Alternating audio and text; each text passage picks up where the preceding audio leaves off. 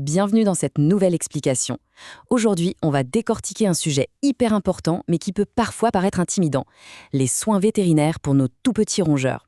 Vous savez, les rats, les souris, les hamsters et les gerbilles. Ils ont des besoins tellement spécifiques qu'une minuscule erreur de dosage ou de manipulation peut vraiment avoir de grosses conséquences. Notre but aujourd'hui, transformer des données médicales super denses en un guide pratique, ultra simple et clair, sans perdre une seule miette de rigueur scientifique. Allez, on attaque tout de suite. Alors, au programme d'aujourd'hui, on va suivre une structure très claire. On commence par comprendre l'urgence métabolique, on verra ensuite l'environnement, puis la nutrition d'urgence, et enfin, on finira sur les méthodes de médication et les fameux dosages. Un vrai plan d'attaque. Première étape, l'urgence métabolique. Et croyez-moi, le mot urgence n'est pas utilisé à la légère. On peut se poser la question: pourquoi un rongeur se dégrade-t-il à une vitesse aussi folle dès qu'il arrête de manger? En fait, tout vient de leur mécanique interne. Ces petites bêtes ont un taux métabolique qui tourne littéralement à plein régime. Résultat, une simple perte d'appétit, ce qu'on appelle l'anorexie dans le jargon, déclenche presque immédiatement une hypoglycémie hyper dangereuse. Leur petit corps brûle toutes ses réserves d'énergie à la vitesse de l'éclair. Et c'est exactement pour ça qu'on a une règle d'or absolue. Le soutien nutritionnel, c'est une urgence vitale. On parle d'une fenêtre de tir vraiment minuscule, genre 12 à 24 heures grand maximum après le début de l'anorexie. Si on attend plus longtemps, honnêtement, on risque des dommages complètement irréversibles. Il faut stabiliser l'animal très rapidement pour lui donner une vraie chance de s'en sortir. Ce qui nous amène à notre deuxième grand point, l'environnement et le confort, ou si vous préférez, les soins infirmiers de base. Pour bien soigner ces boules de poils, il y a des éléments non négociables. Déjà, de la chaleur. Leur corps se refroidit super vite. Ensuite, il leur faut un endroit hyper calme, loin des bruits forts et évidemment des prédateurs potentiels. Prévoyez-leur un petit nichoir douillet. Et attention, voici la règle numéro 1, on réduit les manipulations et le nettoyage de la cage au strict minimum. L'idée, c'est vraiment d'économiser le moindre gramme de leur énergie. Au niveau du suivi au quotidien, on ne laisse rien au hasard, peser tous les jours et on scrute à la loupe les urines et les selles. S'ils ont du mal à respirer, hop, supplément d'oxygène. L'eau doit être à volonté, idéalement via une méthode qu'ils connaissent déjà pour ne pas les perturber. Ah, et un truc génial que les données nous montrent pour faire baisser leur stress, c'est la co-hospitalisation.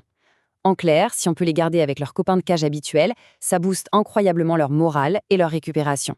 Bon, passons à l'action avec la section 3, la nutrition d'urgence. Comment on les nourrit quand ils refusent d'avaler quoi que ce soit? Concrètement, comment on s'y prend?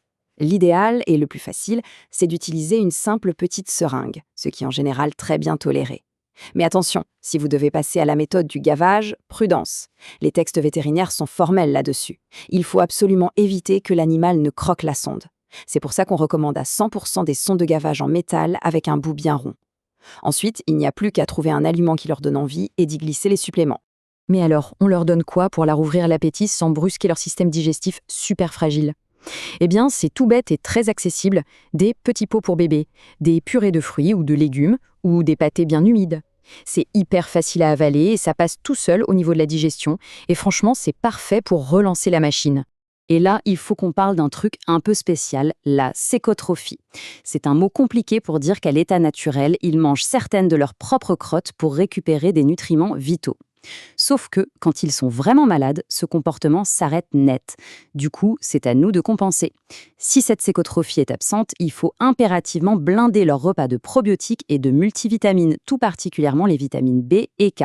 C'est non négociable. Allez, on avance. Quatrième partie, les méthodes de médication. Comment on leur administre leur traitement efficacement? Ici, la méthode choisie fait toute la différence. En gros, les voies royales, ce sont la voie orale et la voie sous-cutanée. Par contre, mettre les médicaments dans l'eau de boisson, à éviter absolument. C'est impossible de savoir combien ils ont vraiment bu. La piqûre dans le muscle, l'intramusculaire, on oublie aussi si possible. Ça fait hyper mal et ça ne marche pas mieux qu'une simple sous-cutanée. Quant à l'intraveineuse, vu la taille minuscule de leurs veines, c'est souvent un cauchemar technique qu'on préfère simplement contourner en pratique. Du coup, on privilégie à fond la voie orale, qui est nettement plus pratique. Parce que soyons honnêtes, piquer un animal stressé à répétition, ça va juste le rendre impossible à manipuler. L'astuce imparable pour qu'ils prennent leur traitement avec le sourire, on utilise des suspensions pédiatriques qu'on mélange avec un truc super gourmand, comme un peu de gelée, de la confiture ou des solutions douces et sucrées.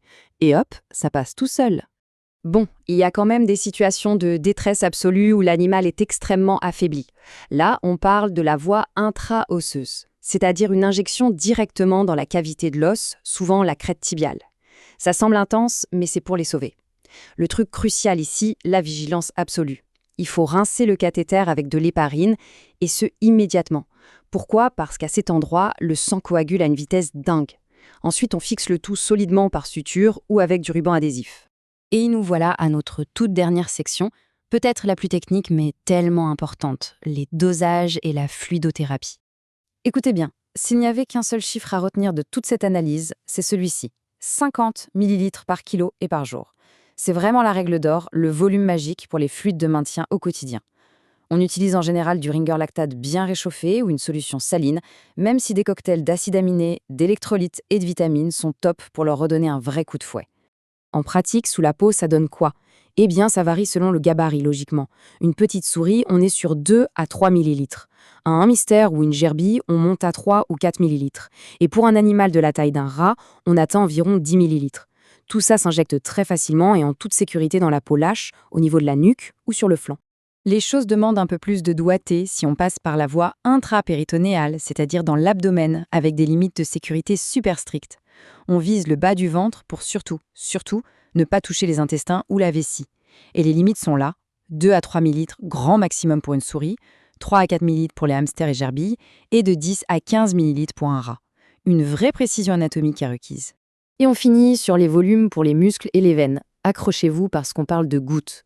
Pour une souris, la limite c'est 0,05 ml dans le muscle de la cuisse, c'est vraiment minuscule, et 0,2 ml dans la veine de la queue. Pour un hamster ou une gerbille, c'est 0,1 ml en intramusculaire et la veine n'est carrément pas praticable.